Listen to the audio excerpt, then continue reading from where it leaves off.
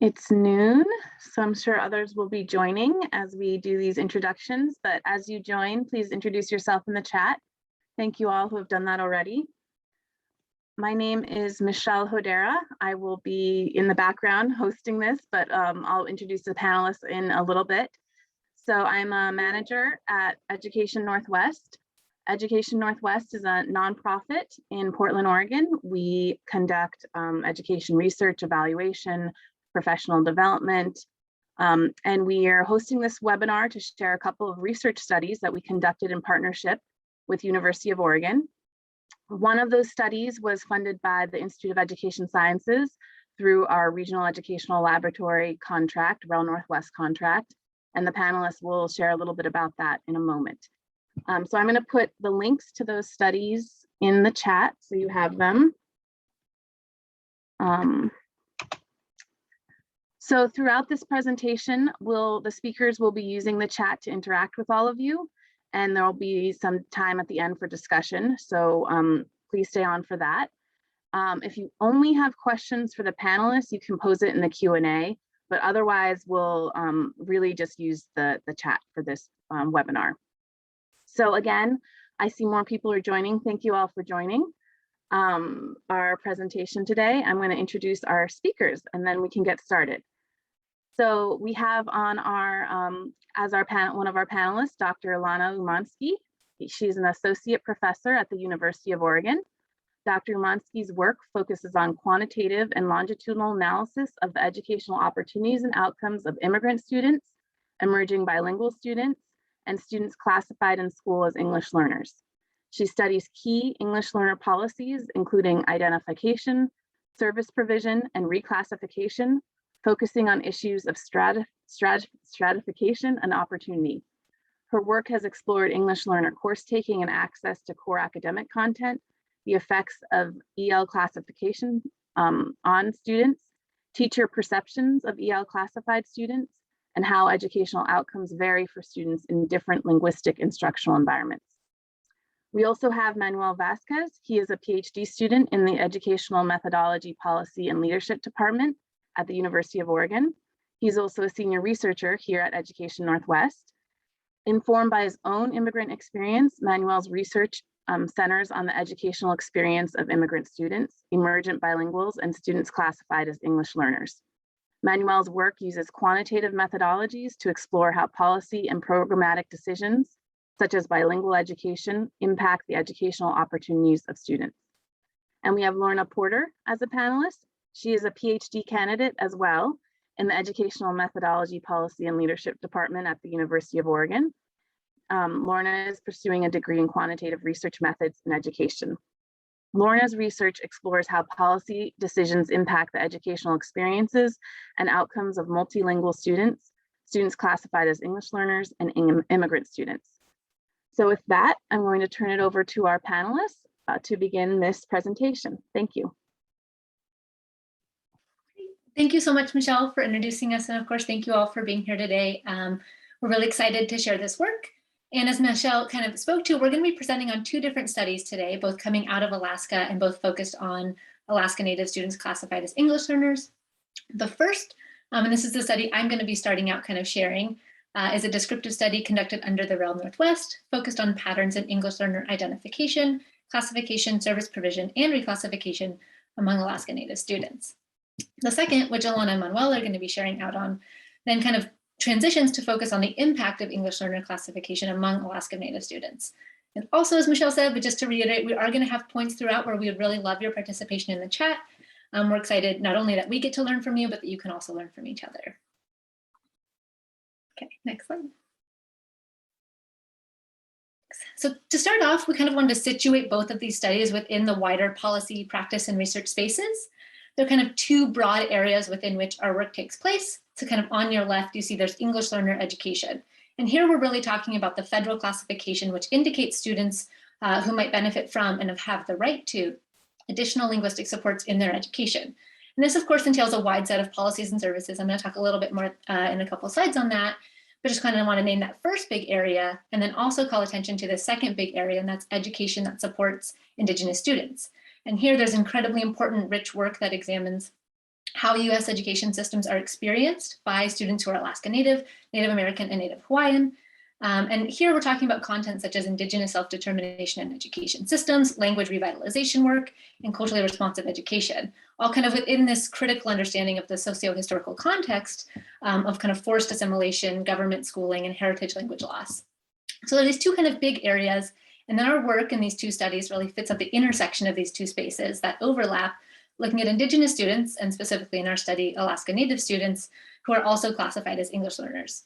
And again, I'll speak more in a minute, but the federal policy that outlines English learner eligibility is actually different for Indigenous students as compared to non-Indigenous students. And we think this really opens up an interesting into our knowledge understudied space for research and a better understanding on how these policies are working for and serving to support Indigenous students. And so for those of you who are maybe less familiar with, or as I certainly was when I started this project, the Regional Education Lab Northwest, or REL Northwest, is one of 10 regional education laboratories across the United States that serve their respective geographic regions. The goal of the REL program is really to help states and districts use data to address important policy issues and improve education practices. And these services are provided to local stakeholders through research alliances. The US Department of Education Institute of Education Sciences selects organizations to operate each REL through a competitive bidding process, and Education Northwest holds the contract for the Northwest region, and that covers the 5 states you see here, including Alaska. So really, this research is meant to, and it kind of came from work with stakeholders, and is really meant to inform the work of stakeholders. And again, right before we get in, I just want to acknowledge the incredible insights and feedback we received from folks at the Alaska Department of Education and Early Development, as well as faculty at University of Alaska. And their insights and feedback really strengthened this report, and we're really grateful for that. Okay, so we kind of started with the situated of, where our work is, but then getting more into why this work is important and why we think this is really cool work to be a part of. So starting now with this English learner eligibility, English learner student classification affords students the right to linguistic supports and services to access educational content. And as students enter school, typically in kindergarten, they're evaluated for English learner student eligibility. And this here is that key differentiation we talked about, where in federal law, English learner student classification eligibility is different for Indigenous students as compared to non-Indigenous students. Specifically, non-Indigenous students must have a non-English language as their primary language, whereas Indigenous students are eligible if they come from an environment where a language other than English has had a significant impact on their English proficiency. And so federal legislation and guidance hasn't defined significant impact, but this criterion does suggest that Indigenous students whose primary language is English and speak an English variety that might differ from the variety that's privileged and assessed in the majority of US settings, and that's standard American English, would be eligible for English learner student classification if they meet the other identification criteria. And so this is important because classification as an English learner really puts into motion a set of supports and services such as English language development instruction, accessible core content instruction, and then ways to provide access to instruction in students' home languages. This also means that students are assessed yearly to determine if they've gained sufficient English proficiency to then be reclassified. And Alana's going to talk a lot more about reclassification, but really this is an important stepping stone for a lot of English learner students, as research shows that it really can open up access to wider content as well as peers. So that's kind of the big English learner part of it. And really, as I'm going to get into in a little bit, we know a lot about English learner classifications with a lot of populations, but very little about that with Indigenous students. So yes, talking about national context now. Really, American Indian, Alaska Native, and Native Hawaiian students, which we talk about as Indigenous students in this presentation, face critical barriers to culturally sustaining equitable schooling. And this is really rooted in this historical pattern of imposed government schooling, heritage language deprivation, and forced cultural assimilation. We also know that even today, students are often experiencing assimilative education practices rather than culturally responsive education, which we know strengthens and supports Indigenous communities. And so from kind of the English learner perspective, American Indian, Alaska Native, and Native Hawaiian students actually make up less than 1.5% of English learner students nationally.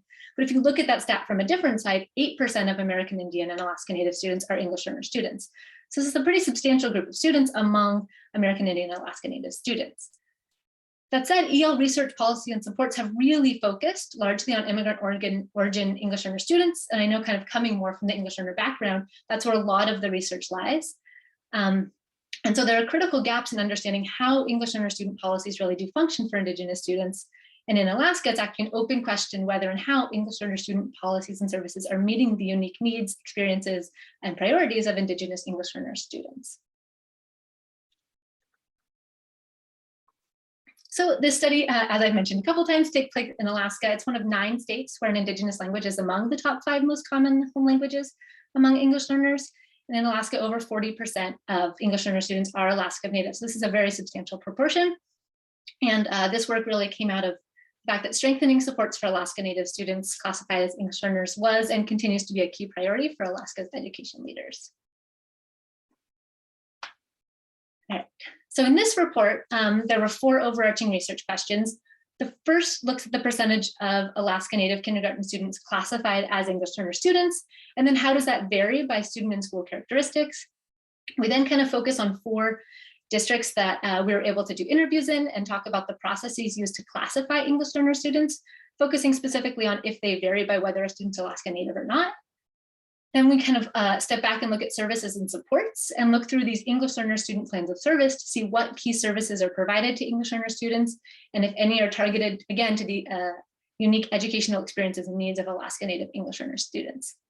And then finally, and that's the point where I'm going to hand it off to Alana, we look at reclassification outcomes of Alaska Native English learner students and how patterns differ between Alaska Native and non-Alaska Native students, and looking how they differ within the Alaska Native student population by student characteristics.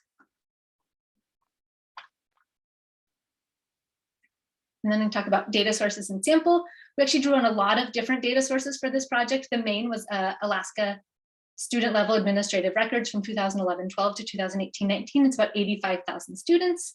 We also merged in publicly available data on school and district characteristics. 4 districts shared English language proficiency screener scores with us. So the Alaska Department of Education and Early Development doesn't collect those initial screening scores, but 4 districts were kind enough to share those with us, and we used that both in this report and in the study to come. We did interviews with 4 district English learner student directors, and then we also drew on information from district English learner student plans of service. And in Alaska, any district with 8 or more English learner students is required to submit these plans of service. And we used those to really go through and see what types of services were being provided and how often they really looked at Alaska Native English learner students specifically. Okay. So what did we find? For research question 1, we looked at, again, what percentage of Alaska Native kindergarten students were classified as English learner students, and how did this relate to school and student characteristics? A couple main findings from that was overall in Alaska, 15% of incoming kindergarten students were initially classified as English learners. But then if you broke that down, twice as many Alaska Native kindergarten students, 24%, were classified as English learners coming into kindergarten as compared to 12% of non-Alaska Native kindergarten students. We also then looked at how the percentage of kindergarten students who were Alaska Native English learner students varied by these school and district characteristics. And here just showing 2 graphs from the school analyses, you can see that the percent of students who are Alaska Native English learners or kindergartners was much higher in rural remote schools and then rural hub fringe schools, as well as schools with a larger percentage of students who are economically disadvantaged. And you can see those are pretty stark differences, kind of showing patterns of where there are higher concentrations of these students across the schools and districts we looked at. Next slide. So now turning to those interviews that we did with 4 school district leaders, kind of around the processes used to classify English learner students and how that might vary for Alaska Native and non-Alaska Native students. Okay, so the kind of big finding was that directors really described classification processes that did not vary for Alaska Native students as compared to non-Alaska Native students. All 4 districts used a state-developed home language survey as this first step in English learner identification. Although they also talked about this, how teachers had the option of using a state-provided language observation checklist. And the checklist enabled teachers to compare students' speaking, listening, reading, and writing skills to those of, quote, standard English-speaking students of the same age. So one English learner director described this as a backup for identifying potential English learner students. And while they didn't state specifically that this was only used for Indigenous students, if we think about the differentiation, if that through the home language survey, it wasn't indicated that a student had a home language other than English, this would kind of be the only applicable to Indigenous students without a non-English home language. Directors also stated that the majority of Alaska Native English learner students were classified as English learners because of the impact of their heritage language on their English language proficiency, and that relatively few they perceived to speak a language other than English as their primary home language. Of course, they also acknowledged that there was a lot of variation in students' linguistic backgrounds, and this quote kind of exemplifies that students were coming in with lots of different language skills and assets. And this quote, it talks about how language isn't as strong, and we also thought that kind of exemplifies how oftentimes these varieties of English are perceived as weaker English, but want to acknowledge that these are whole valid varieties of English, even if they are not the standard American English often privileged in education settings.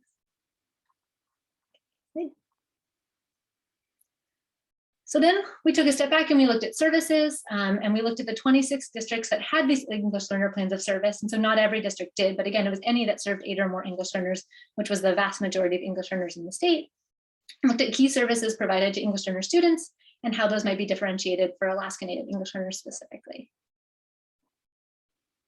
And so this actually came out of the interviews, but we thought it was important to include that 3 out of the 4 district English learner student directors noted that English learner student supports were insufficient. And they identified both staffing, financial, and professional development challenges, and really noting that they wanted, or that they felt like there weren't enough financial resources, that they had challenges around recruiting and retaining English learner teachers, bilingual teachers, and then providing appropriate professional development for both English learner student specialists and general education teachers. And one director even believed that the lack of state level training requirements was kind of a barrier to stronger English learner services.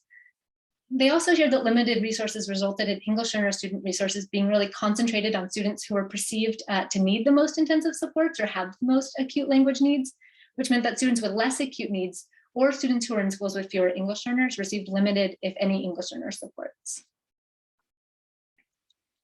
And then looking again at these 26 district EL plans of service, we found that 8 of the 26 districts reported services targeted to support Alaska Native English learner students. And some of those services included Alaska Native heritage language programs, community outreach, and then collaboration between Alaska Native education programs and English learner student programs.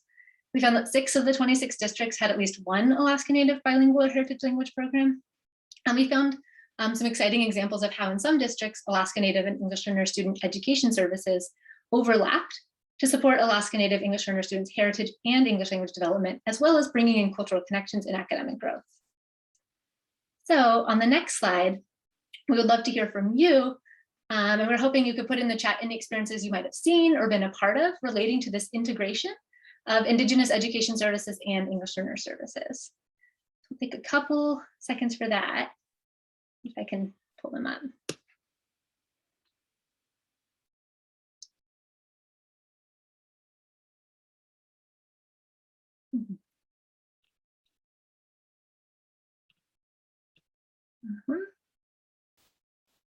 I also don't know if I'm seeing, I don't see anything, but. We can definitely share the slides, by the way.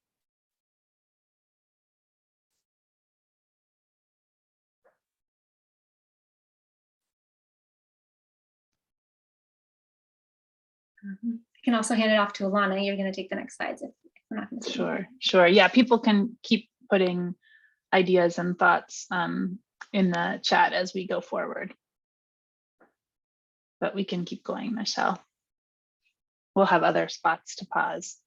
Our 4th research question relates to reclassification.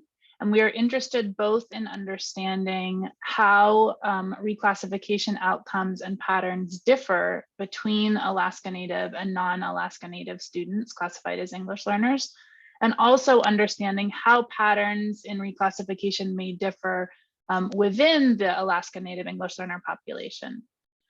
So this next slide shows some of our results. These figures describe cumulative reclassification rates across grades, which is the x-axis there. And the orange line shows those cumulative rates for Alaska Native English learners, and the blue lines show those rates for non-Alaska Native English learner students. The difference between the left-hand side is that is observed raw reclassification rates, what we actually see in the data across the state. And the right-hand side is accounting for or adjusting for student, school, and district characteristics that may differ systematically between Alaska Native and non-Alaska Native English learners. So the first thing that you can see is that there is a gap, a large gap between non-Alaska Native ELs and Alaska Native ELs, with Alaska Native ELs having far lower reclassification rates across grades. So you can see here that on the left-hand side, that by the end of 7th grade, 30% of 30% of non-Alaska Native ELs have been reclassified, whereas the corresponding figure for Alaska Native ELs is 11%.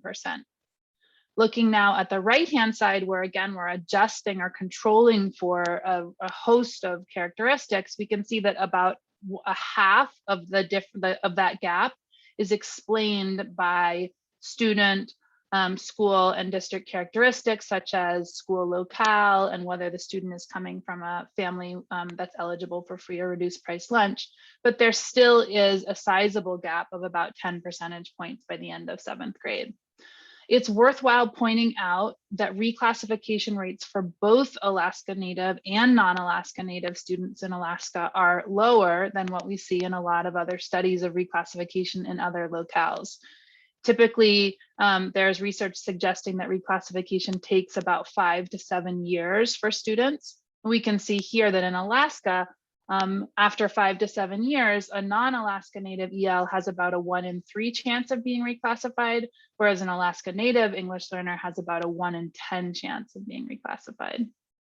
So this next slide is going to now take the second part of our research question, which is looking at variation in reclassification timing among Alaska Native English learner students. And we can see here that there are strong predictors of reclassification amongst Alaska Native students. And these two figures show two of the strongest predictors. The one on the left is school locale, where we see a very large gap in reclassification rates between students who are attending school in urban areas, which is the dark blue line, and those that are in rural remote schools, which is the bottom line, sort of, what is that, orange kind of a color. The next slide over shows differences in reclassification by eligibility for free or reduced price lunch. And here again, we see a large gap between those who are not eligible and those who are eligible. Other predictors that were informative included gender, with girls having faster reclassification than boys on average amongst Alaska Native ELs, and special education status, where students who were identified for special education had lower reclassification rates than those who were not eligible. So let's talk now about the implications of this REL report overall. You can go to the next slide again, Michelle. We wanted to talk briefly about 4 main implications. And the next slide, actually, I'll just give you a preview. You don't need to move, Michelle, but the next slide is prompting you all, if you have other implications or if there are big takeaways that you take from any of the results here, we'd love to see them in the chat. But I'll just talk through 4 of them here. The first is that there are really important differences between the characteristics of Alaska Native English learner students and non-Alaska Native learner English, non-Alaska Native English learner students on average. And this points to a need to collect and analyze data on English learner student policy and services for Indigenous students. One of the areas we really wanted to highlight in our report has to do with collecting home language patterns. So in Alaska, students and the students' families fill out a home language survey, and that asks about students' dominant languages at home, including English. At the state level, however, that data is not collected. And this collecting this data could be really useful to the state to try to understand both what are the home language patterns of Alaska Native English learner classified students, and also how do the needs or responses to EL classification differ specifically for students who have a primary language other than English at home compared to those whose primary language at home is English. The second is that their guidance is needed on what is meant by coming from an environment where there's a significant impact of a language other than English on English development. So that language straight out of federal law. Guidance is necessary, as well as clarification of how to assess whether this kind of impact is present in any incoming student. With such guidance, state agencies such as DEED, the Alaska State Education Agency, could develop differentiated identification and classification processes for students, and could support districts in using these processes. Having guidance around what is meant by a significant impact could also help make sure that districts are using similar processes across the state, and that there aren't large patterns of over-identification or under-identification of students. The third implication deals with resources and services that come with English learner student classification. And what we learned, as Lorna pointed out, is that district leaders feel that there are insufficient resources going into English learner education in Alaska, and that oftentimes those resources are being pushed towards the students that are perceived to need it most, which are typically students who are not who have a language other than English at home. So more resources are likely necessary. But also resources and services should be tailored to meet the unique needs of Alaska Native English learner students. And we did see some examples of this, for instance, in heritage language programs and in other ways in which Indigenous education services were being integrated into English learner student services. But these were sort of few and far between, as we mentioned. And finally, the last implication relates to reclassification. And here, as we saw, reclassification rates are low across Alaska, but acutely low among Alaska Native English learner students. And this indicates a need to really evaluate English learner student supports, how they're helping students, in how they may not be helping students, and also whether reclassification criteria should be reconsidered. All right, so let's see if folks put in, oh, thanks for the note about the artwork, Jason. Yeah, we were excited about that. That's about, the artwork was done by an artist in Alaska. Let's see if there's anything else here. So you can go to the next slide, Michelle. So if there's anything else that you take away from these findings, anything that you're thinking. I saw that there's a bunch of folks on the webinar from Alaska and districts in Alaska. We're so happy to see you here. And so if there are things that you feel like this is helping shed light on for you, or things that that you can take away from this, we'd be interested in hearing that too. Okay, some of these questions I think we'll take at the end. Okay, so we can go forward, and we're going to actually switch gears here and talk about the second study. So after completing our REL report, we were really interested in trying to better understand any causal effects of English learner classification on Alaska Native students. So did the experiences associated with being classified and supported as English learners bolster students' access and resources in learning? By contrast, was EL classification largely inappropriate for Alaska Native students, especially since we learned that most Alaska Native students classified as English learners are dominant English speakers. And as such, may EL classification actually have been harmful to some students. So we're going to turn away from this completed REL report, which you have the link to, and towards this study that we're still actually finalizing, that attempts to answer some of these questions. And I'm going to sort of give you the background and framing of the study, and then I'm going to pass it over to Manuel to talk about the findings. So in the next slide, we're basically what we want to talk about here is that prior research has looked at what goes into effect for students who are classified as English learners, and how EL classification and its accompanying services impact student outcomes. So as many of you know, the primary services, and Lorna mentioned this as well, that go into effect for EL classified students are ELD, English language development instruction, focused on teaching English as a new language primarily, and modifications to core content instruction that are designed to ensure that students who are learning English can fully access core content instruction. And this can happen through, for instance, bilingual education or through a focus on language within content learning. Research that's looked at the effects of EL classification on student outcomes have actually come to mixed conclusions. So some studies have found that EL classification results in an academic boost for students, while other studies have found that EL classification is actually academically harmful to students.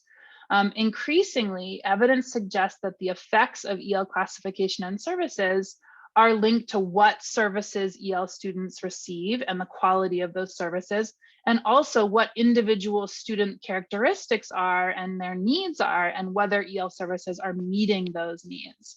So the effects of EL classification are likely both context and student dependent. So as we learned from our REL study, the context of Alaska Native EL students is a relatively unique one. Alaska Native EL students, for instance, are largely English-speaking students. They have this very unique and troubling history with the US education system stripping students of their heritage languages. And Alaska Native EL students are largely clustered into rural remote schools. So as such, it's useful to think through why EL classification and services might help or harm students in the Alaska context, and specifically for Alaska Native students. So this slide shows some of our hypotheses of why EL classification may help or harm Alaska Native students specifically. So just to walk through them really quickly, the first hypothesis is that if EL funds, because EL classification comes with funding, if EL funds are used towards effective supports for Alaska Native students, then EL classification could of course be beneficial. So effective supports for Alaska Native students could include hiring more multilingual staff, developing and sustaining high quality heritage language programs, or providing professional development to students, to teachers and staff about culturally sustaining pedagogy. Also on the plus side, if English development services are tailored to and effective for students of non-standard English, then again, EL classification could be beneficial by supporting students in acquiring standard American English. However, there are reasons to think that EL classification could also be harmful for Alaska Native students. So perhaps most obviously, if English learner students are tailored to immigrant origin students or students whose primary language is a language other than English, then EL services may not be appropriate for Alaska Native students or those who speak English as their dominant language. In addition, if EL classification results in a deficit orientation towards students, as has been shown, for instance, by lowering the academic expectations of their students, then we may also see that EL classification could be harmful. And finally, but very importantly, if EL classification results in a strong or singular focus on English or standard English acquisition, it could exacerbate existing patterns of heritage language loss within Alaska Native communities and families. Here's our next pause for you to put in the chat. How else might EL classification help or harm Alaska Native or other Indigenous students? If you have ideas about other hypotheses about why, either that you've seen or things that you're thinking about why EL classification might be beneficial or harmful, go ahead and put that in the chat. Let's see some of the things you're writing here.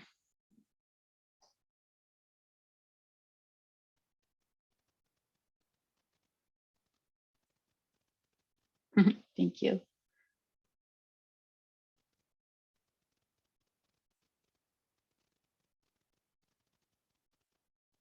Yeah, Judith is talking about how Cummins' theory about how developing heritage language can support your English language acquisition. Absolutely. Has translanguaging been considered for instruction to support learning English and developing bilingual proficiency? That's a good question. I don't actually know the answer to that question. Since students are reclassified, teachers might think that there's no need to continue to support learning a second language. Okay, great thoughts here. Keep those coming. We can talk about them at the end. I'm going to turn and now talk about what our research questions are for the study and data and methods, and then I'll pass it over to Manuel.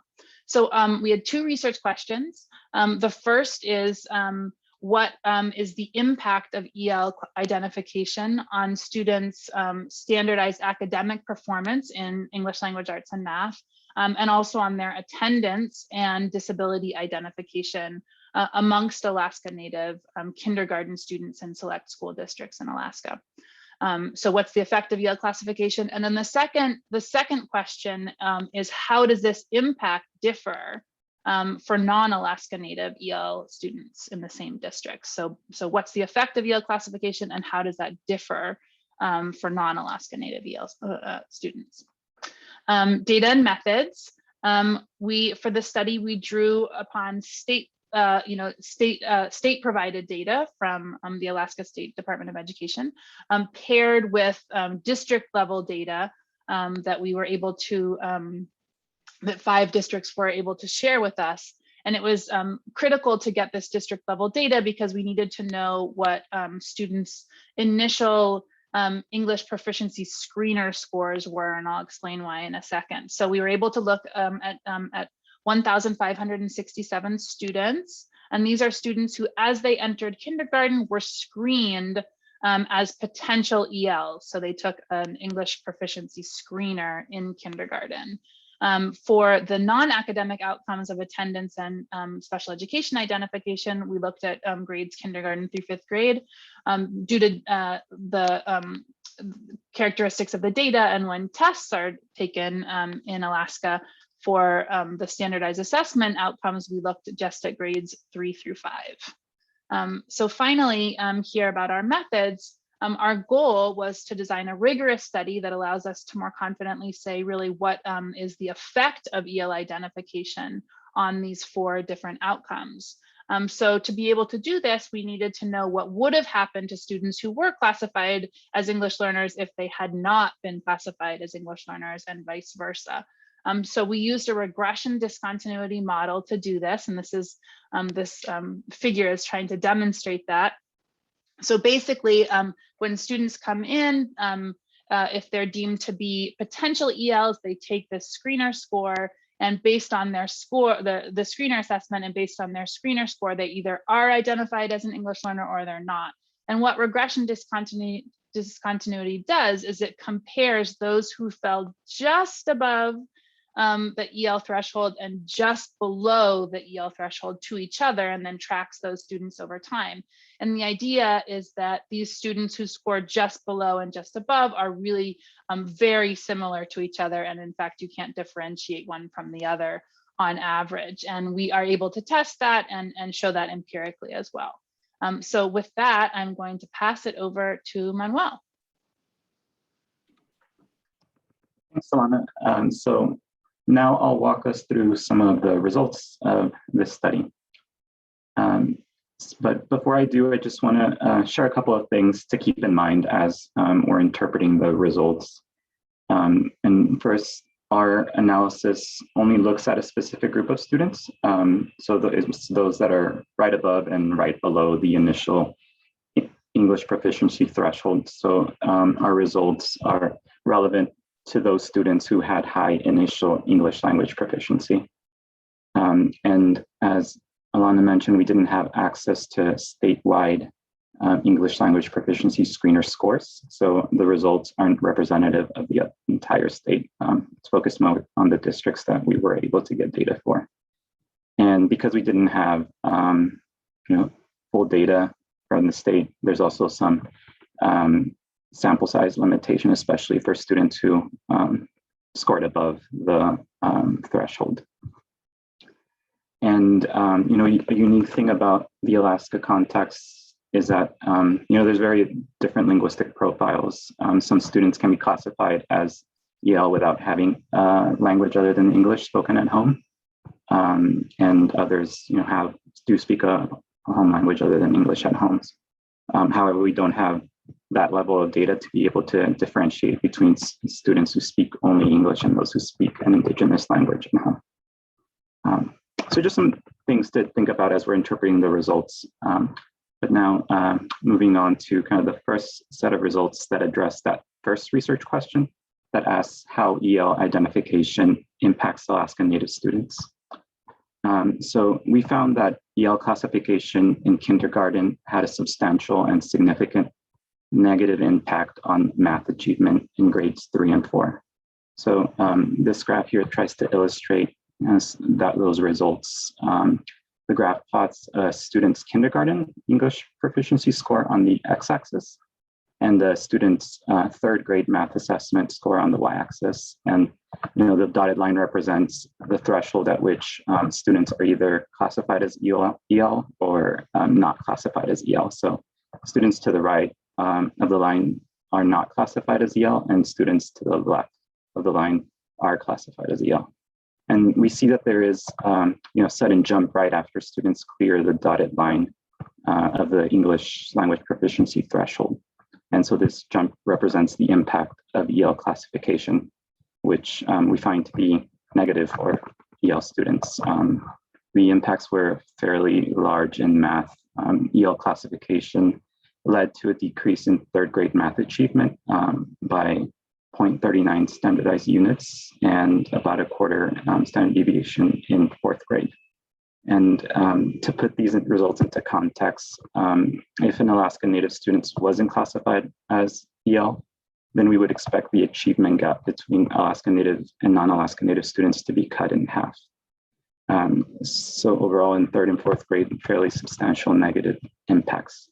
But by fifth grade, we did not observe any impact or significant impacts on math achievement.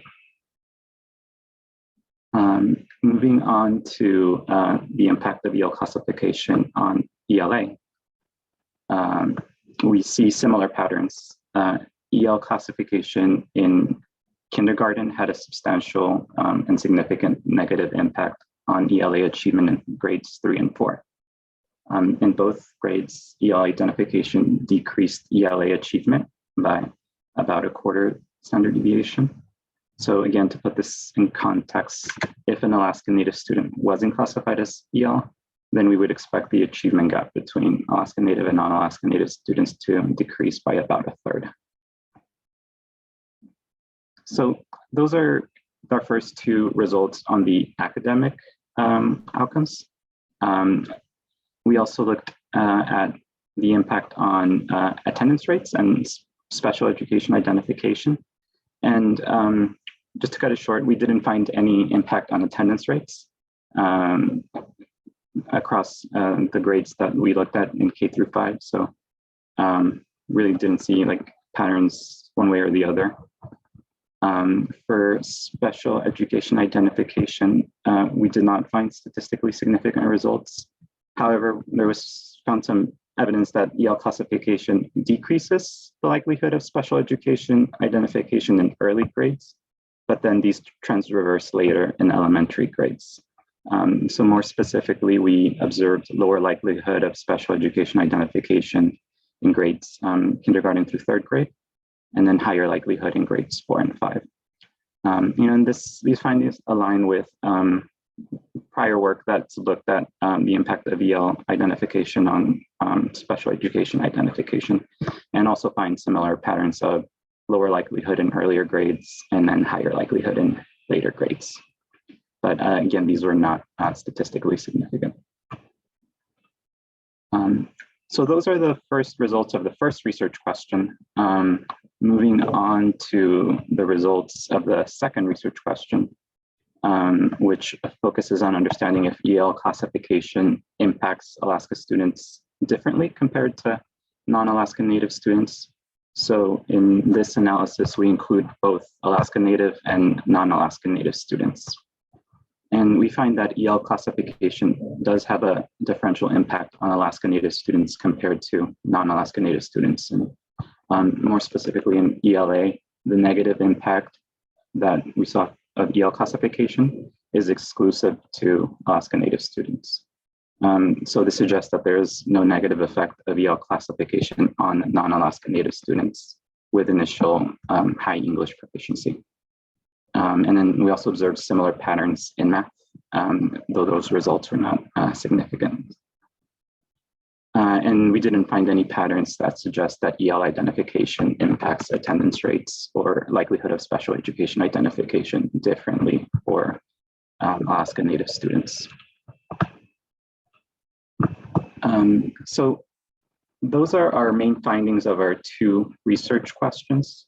Now we just want to give you a minute to reflect on these results, and in the chat, let us know your reactions and if any of these results are surprising to you and why or why not.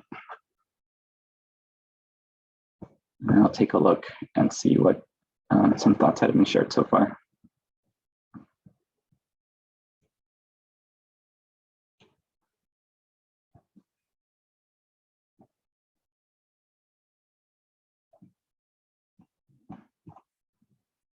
Okay. Well, I'll give you a minute to share those 2, and we'll also have an opportunity for discussion coming up, so we can bring it all back together after that. So just to summarize, we found that EL classification negatively impacts Alaska Native students' academic outcomes in ELA and math. And then there's evidence that this negative impact is exclusive to Alaska Native students.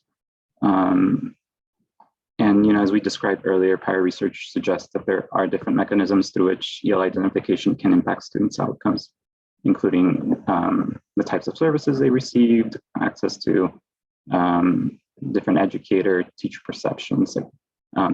There's a few different ways that could manifest.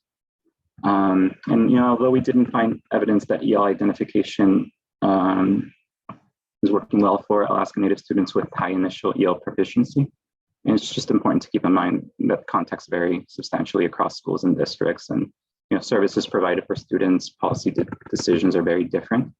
And also Indigenous students are not a homogeneous group, and other factors may lead to different outcomes. So overall, I think these results provide a first glimpse at how well current services are working for Alaska Native students, but there's other factors that matter that can play a role in driving some of those results that I think are worth thinking about and further exploring.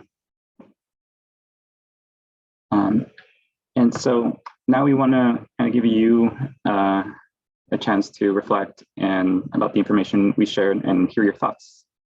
So we have some questions here that we thought might help scaffold the conversation. And we'll give you an opportunity to respond to any of these or ask your own questions or share your own thoughts. So, it'd be interesting to hear just what you thought of these results. Are they aligned or not aligned with your experiences? Are there any reasons why current services may not be supporting math and ELA outcomes that are different for non-Indigenous ELs? And if you have any thoughts on how EL services can be adapted to better support Indigenous EL classified students, and anything else we need to know about Indigenous EL students to make better policy decisions.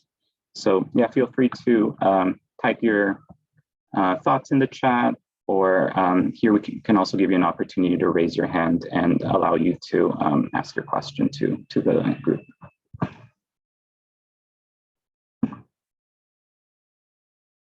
And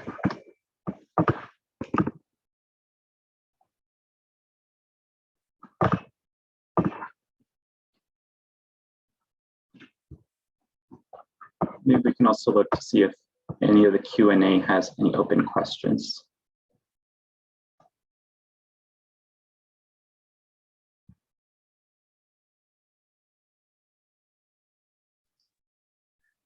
And so in the Q&A, I see an open question from Jason. If we used school percent EL as predictor for reclassification or percent of school that's Native.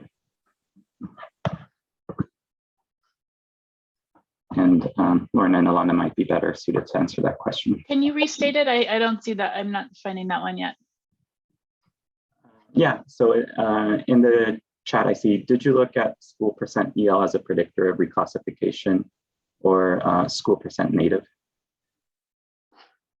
And it comes from just like wondering about the relationship of kind of that standard English speaking peers, the relationship between standard English speaking peers to reclassification. I believe the answer to that is, let me come back to that. I'm gonna look that up. I can't remember if we included those as predictors. Let's do it. Let's take another question. And meanwhile, I'm gonna open up the report and see if those variables were included as predictors.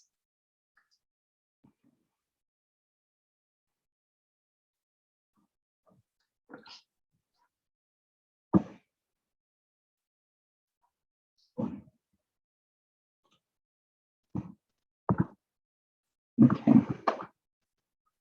I'm looking through the chat to see if there's other questions that have come up. And again, if you want to raise your hand and ask a question to the entire panel, feel free to do so. Yeah, you can ask a question verbally too. We can unmute you, and maybe we can move to the gallery view so yeah, we can see folks. Manuel, there's a good question in there about if we're talking about correlation or causation. And if you want to speak to that one, that might be a good one to come up twice in there. Yeah.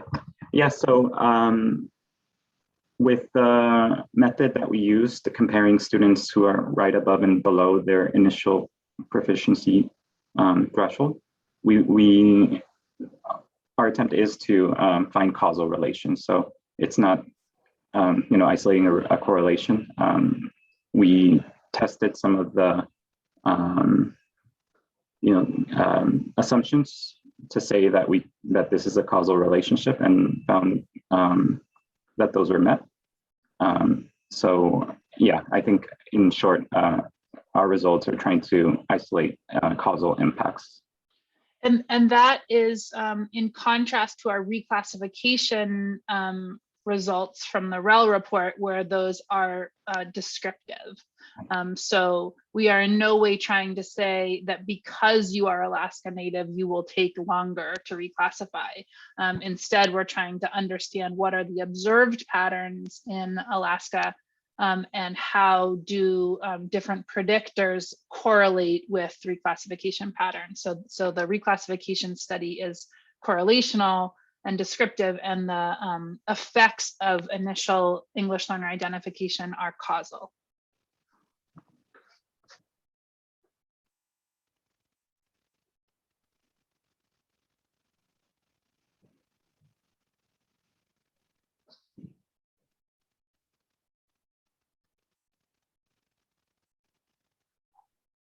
I'm seeing a bunch of people write about how sadly some of these results are not that surprising. If anyone wants to just make, since there are a bunch of education leaders in Alaska here with us, if anybody even, you don't need to ask a question, you can just, share your experiences or reflections as well.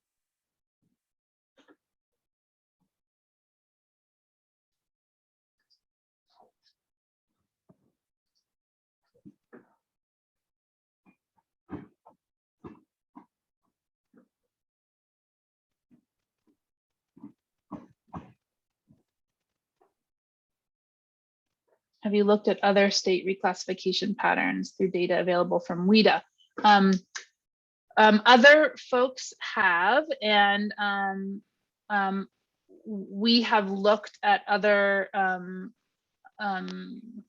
don't think, Manuel and Lorna, you guys haven't been involved in other reclassification studies with me, but I have looked at reclassification patterns in other contexts. I haven't used WIDA data, although that's an amazing data source, since I think there are, what are there, 30 or 40 WIDA states, a lot of WIDA states. But yes, so the main thing that there is what we talked about, how reclassification outcomes are typically higher than what we're observing in Alaska. I think we just have to read the chat and respond because our participants can't unmute. Can they raise their hand? They there should be a little raise hand button at the bottom. And if you tap that, then I think Manuel can unmute you.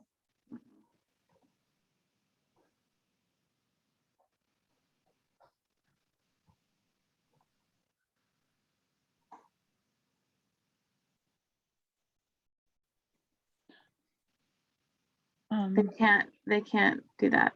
Oh, okay. Oh, yes, I'm please. just reading this important reflection from Charisse. Forgive me if I'm pronouncing your name wrong. What it seems we need to do is provide culturally responsive practices for Native students rather than identifying Indigenous students as entering with deficits. This is why we have resisted the federal requirement of EL testing. So this is a really important observation, I think, and brings up larger questions of whether EL identification is appropriate for Alaska Native students whose primary language is English. And resources are absolutely needed to support educational interventions that are supportive for and that are priorities for Alaska Native students, families, and communities. But I guess an open question is whether the resources that come with EL classification are the appropriate means towards meeting those resource needs.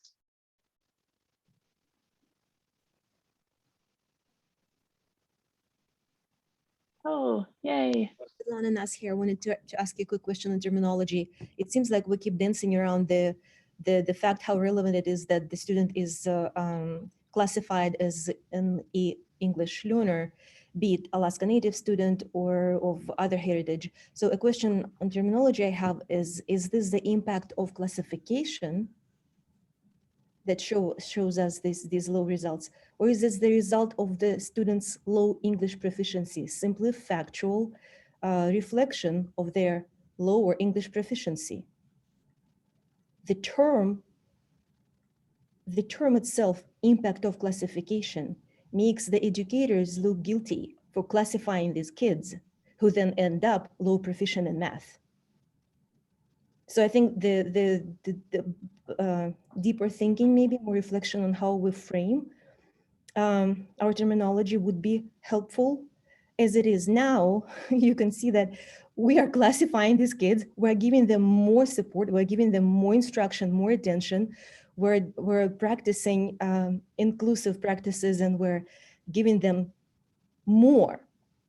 But what makes the title of your study makes it sound that the fact that these kids are classified as English learners actually hurts them in the long run.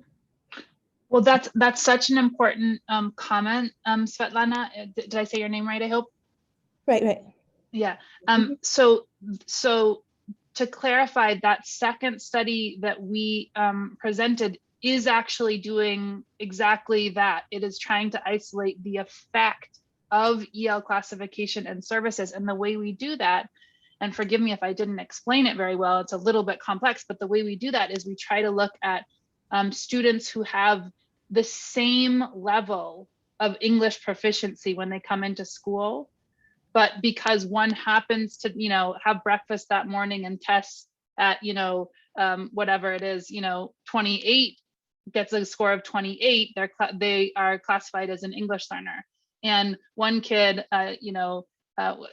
happens to, have breakfast or a different breakfast and classifies at 27, and they're classified in a different way. So one set of students is classified as English learners, one set of students is not classified as English learners, and then they receive different treatments because of that. And we're not trying to assign blame at all to educators, but there's a whole policy framework around how do you need to serve students when they're classified as English learners. And there's federal laws around they need to be provided with English language development instruction. They need to be provided with accessible core content instruction. And so we're trying to say, like, if you look just at those students who come in right around the same English proficiency level and then track them over time, the ones who are classified as English learners and the ones who are not, what are the effects of being classified as an English learner?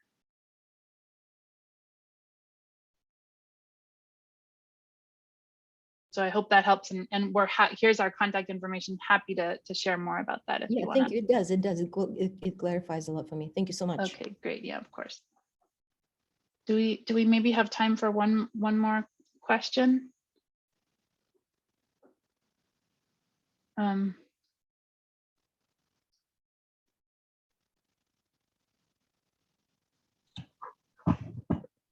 Yeah, this is a great reflection from Michael. Students do not come to school with deficits. Instead, they need to add academic English to the variety they have learned to explain their community world. Teachers do not understand these community varieties, nor have the tools to help students acquire academic English and compare the varieties of Englishes they have acquired. The curricula for Alaska Native students should be based on traditional knowledge and have Western learning activities added to them. This requires teachers to know both what is tech and Western schooling. Traditional English, maybe. Not sure what tech stands for, but that's a great set of reflections, Michael. And that is something that we heard right from districts is the need for more professional development for educators and administrators, and more funding for professional development for educators and administrators.